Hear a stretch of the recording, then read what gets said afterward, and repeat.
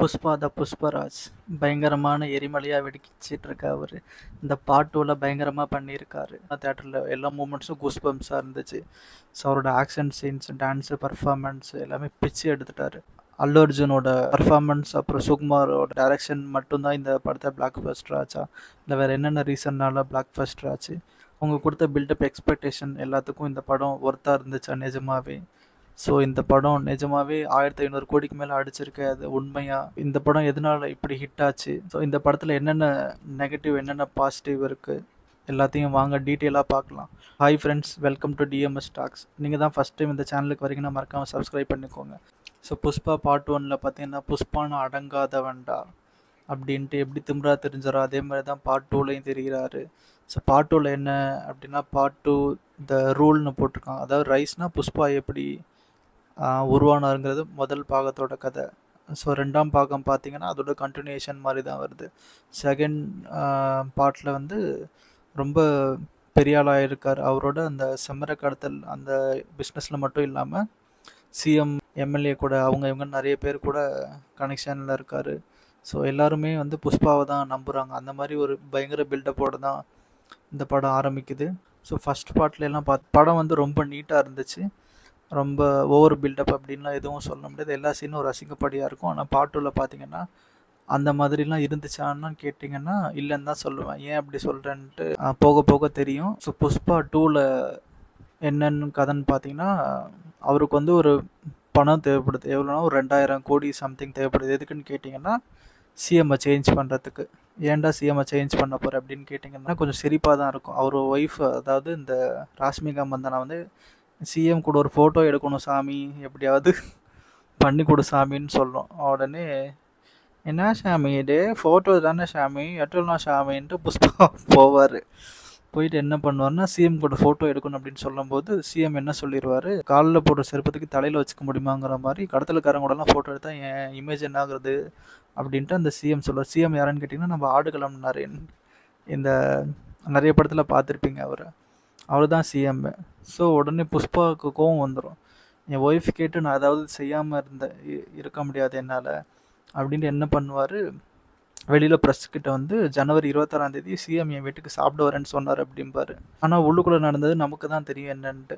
என்ன பண்ணுவாருன்னு பார்த்தீங்கன்னா 26 இருக்கிற எம்எல்ஏவெல்லாம் விலைக்கு வாங்கி சிஎம்ஏயே மாற்றிடுவார். இவருக்கு யார் ஃபேவரபிளான சிஎம்மோ, யார் எம்எல்ஏவாக இருக்கோ அவர் சிஎம்மாக மாற்றுறதுக்கு ஏற்பாடு பண்ணுவார். அதுக்கு தான் 2000 கோடி தேவைப்படும். அந்த 2000 கோடி எப்படி திரட்டுவார்னு பார்த்தீங்கன்னா அதுதான் படம் ஃபுல்லாக கதையாக காமிப்பாங்க. எத்தனையோ 1000 டன்னோ எவ்வளவோ டன்னு வந்து கடத்தணும். ஓகேவா, கடத்தி விற்கிறேன்ட்டு எங்கன்னா இன்டர்நேஷ்னல் லெவலில் ட்ரான்ஸ்ஃபர் பண்ணுறேன்னு சொல்லிட்டு பேசியிருப்பார். இல்லை ஒருத்தவங்களோட பர்ஃபார்மன்ஸ் எப்படி இருந்துச்சுன்னு பார்த்தீங்கன்னா அல்லு அர்ஜுனோட பர்ஃபார்மன்ஸ் வந்து சொல்லவே வேணாம். வழக்கம் போல் தாறுமாறு பயங்கர பர்ஃபார்மன்ஸ், ஹெவி பர்ஃபார்மன்ஸ்னே சொல்லலாம். ஃபைட் சீன்ஸ்லாம் பார்த்தீங்கன்னா கொஞ்சம் டிஃப்ரெண்ட்டாக ட்ரை பண்ணியிருந்தாங்க. கிளைமேக்ஸில் ஒரு ஃபைட் சீன் வரும். அதாவது கையையும் காலையும் கட்டிடுவாங்க, இருந்தாலும் தலைவர் வந்து ஃபைட் பண்ணுவார் பயங்கரமாக. எப்பட்றா அப்படின்ற மாதிரி இருக்கும் நமக்கே. அதுதான் பயங்கரமான ஃபைட் சீன் இருக்கிறதுலையே. இந்த படம் வந்து ஒரு கதையை 3 மணி நேரம் 20 நிமிஷம் அந்த படம். அது பார்த்தீங்கன்னா ஒரு கதை மட்டும் போகாது, 2-3 கதை சொருகிருப்பாங்க. நடுவில் அண்ணன் குடும்பத்தோட சென்டிமெண்ட்டு, அந்த அண்ணன் பொண்ணை கடத்திட்டு போகும்போது போய் காப்பாற்றுறது, அதனால வந்த வேணாம் அப்படின்ட்டு அது ஒரு தனி கதையாக போகும் ஒரு சைடு. நடுவில் வந்து ஃபகத் ஃபாசில் வந்து இவரோட இது ஜெயிக்க ட்ரை பண்ணுவார். அவர் வந்து போலீஸாக இருப்பார். இன்னும் எப்படியாவது கடத்த விடாமல் தடுக்கணுன்ட்டு அவர் எவ்வளோ ட்ரை பண்ணுவார். அப்புறம் அவரால் முடியாத ஒரு கட்டத்தில் என்ன ஆவார்னா அவரே குடோனுக்குள்ளே கொளுத்தி விட்டு செத்துருவார். இவங்க கூட போராடுறதுக்கு நம்மளே செத்து போயிடலான்ட்டு. ராஷ்மிகாவோட ரோல் பார்த்திங்கன்னா இந்த இதில் வந்து அவங்களுக்கு வந்து ஒய்ஃபாக இருப்பாங்க. ஸோ ஃபீலிங்ஸ்னு பாட்டு கேட்டிருப்பீங்க. அது எதுக்குன்ட்டு படம் பார்த்திங்கன்னா உங்களுக்கு புரியும். சாமி ஒரே ஃபீலிங்ஸாக இருக்குது சாமி அப்படின்ட்டு புஷ்பா இழுத்துட்டு போயிடும் அடிக்கடி. அது வேற ஒரு சைடு ஃபன் பண்ணிகிட்ருக்கோம்.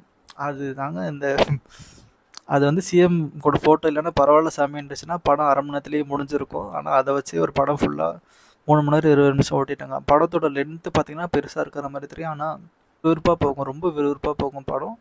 செகண்ட் ஹாஃப் மட்டும் கொஞ்சம் லேக் ஆச்சு. ஃபஸ்ட்டு சீன் ஒன்று வச்சுருப்பாங்க, ஃபைட் சீனு. அது எதுக்கு வச்சாங்கன்னு புரியல, நமக்கும் புரியல, ஒன்றும் புரியல.